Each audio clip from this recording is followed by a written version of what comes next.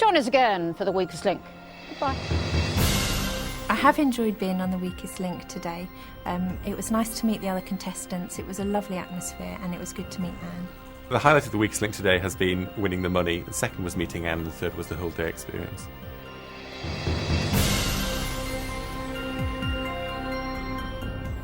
TV's most formidable quiz team, the Eggheads, are warming up now over on BBC Two and the HD channel. And then dizzying views of Blenheim Palace, climbing great buildings, also on the HD channel and BBC Two in half an hour.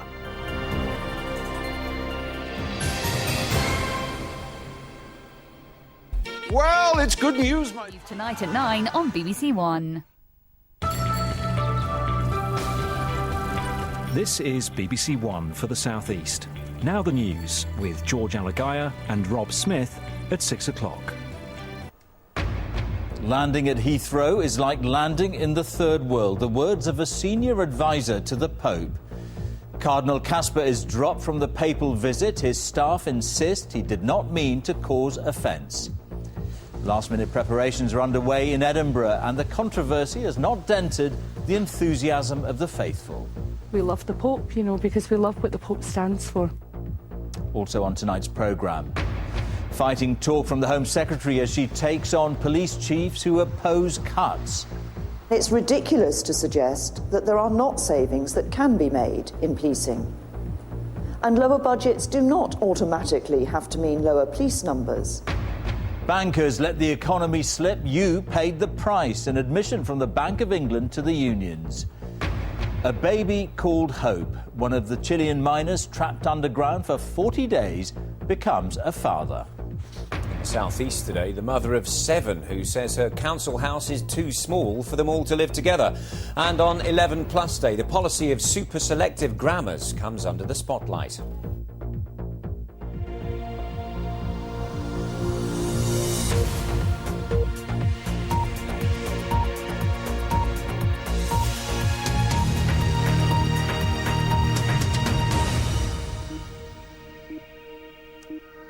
Hello and welcome to the BBC's news at 6 o'clock. Just hours before it begins, the Pope's historic visit to Britain is mired in new controversy.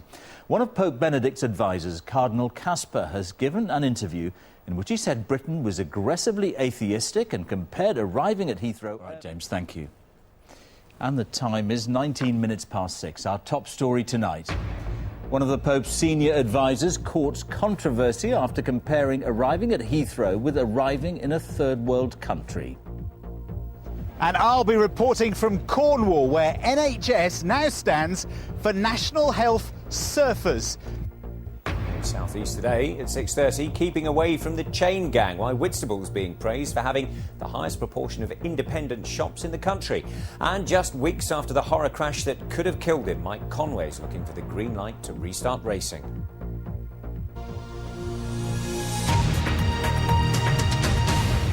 The wife of one of the 33 miners who've been trapped underground in Chile for 41 days has given birth to a baby girl. The couple have decided to call the girl Esperanza, which is Spanish for hope.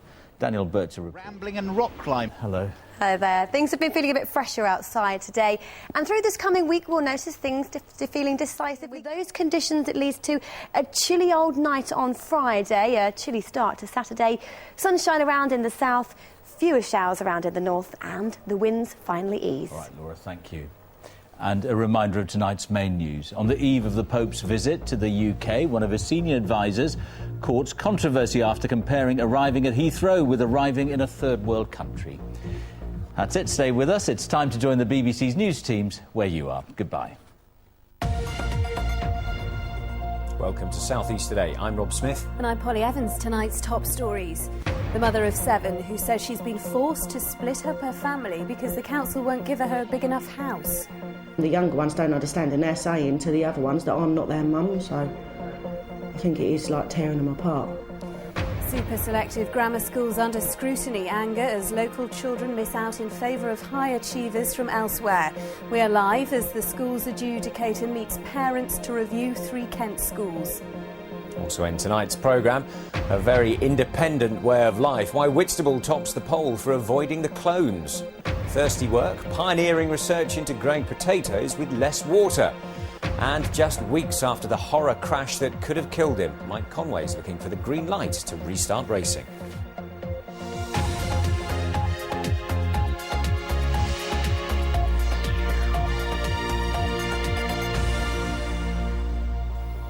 Good evening. A mother from Dartford says she's been forced to split up her family of 7 children because the council won't give them a house big enough for them all to live in. Chantel Barnes has been allocated a 3-bedroom property for the entire family, which she says means that 2 of her girls are now having to stay with her grandmother 5 miles away in Swanscombe. Simon Jones reports. Thank you, Sarah. In a moment, on Battle of Britain Day, the school that's remembering a hurricane pilot who made the ultimate sacrifice.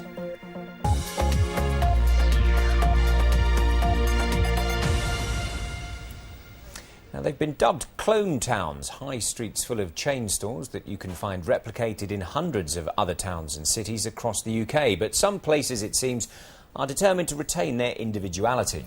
And now Whitstable in Kent has topped a list of towns with the highest number of independent stores. But are so-called home towns with independent shops more economically successful, and do shoppers really care? Bryony Mackenzie's been investigating. Bryony Mackenzie reporting there. She's live for us in Tunbridge Wells now. And Bryony, according to the survey, Tunbridge Wells is actually a clone town. What do they think of that there? Well, as you can imagine, Rob, I don't think they'd be very happy, simply because this report says clone towns are, well, pretty bland and lacking in diversity, and Tunbridge Wells is low down, 28%. Today, Pembury. Right, it's just coming up to 7:15. This is our top story tonight. A mother from Dartford says she's been forced to split up her family of 7 children because the local council won't give them a house big enough for them all to live in. Also in tonight's programme, he survived a 200 miles an hour horror crash. Now Mike Conway's hoping to restart racing. And photographing an election the old-fashioned way, the Sussex snapper who had the steel to avoid going digital.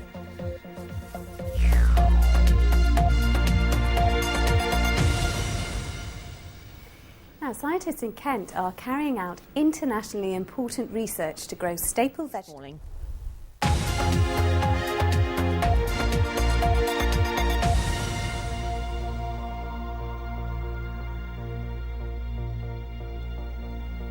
Now, he cheated death in a terrifying crash at the Indianapolis 500 race in America, but shortly after... Speaking of the white stuff, believe it or not, we have the white stuff coming our way at the end of this week. Now, hold your horses, because I'm not, I repeat, not talking about the snow. I'm actually talking about frost. Over the next few nights, those temperatures will be dwindling. Now, as you may have noticed, it has been rather chilly over the last couple of nights, but just look at this graph. By Friday night, temperatures will be around 5 or 6 degrees Celsius, and that's because the breeze... All in all, it's not looking too bad over the next few days. By day, it's looking dry and bright. By night, it is a whole different ball game indeed. Thanks very much, Nazanin. It's going to be time to put the heating on, isn't it? No, not till October. Before we go, a recap of the top national and local headlines. Just hours before it begins, the Pope's visit to Britain has been mired in controversy. One of Pope Benedict's advisers, Cardinal Casper, has said that Britain is aggressively atheistic and compared arriving at Heathrow to arriving in a third world country. A mother from Dartford says she's been forced to split up her family of 7 children because the council won't give them a house big enough for them all to live in. And the school's adjudicator is tonight holding a meeting to look into concerns over super selective schools. 3 grammar schools in West Kent select pupils who achieve high scores in the 11 plus from Kent and elsewhere. Some parents say that the schools should also give priority to children who live in the county. And don't forget that you can check out all of the team on our Facebook site. We put regular updates on there, but for now, that's it. That is indeed it. We'll see you tomorrow. I'll be back later on. Bye-bye. Bye-bye.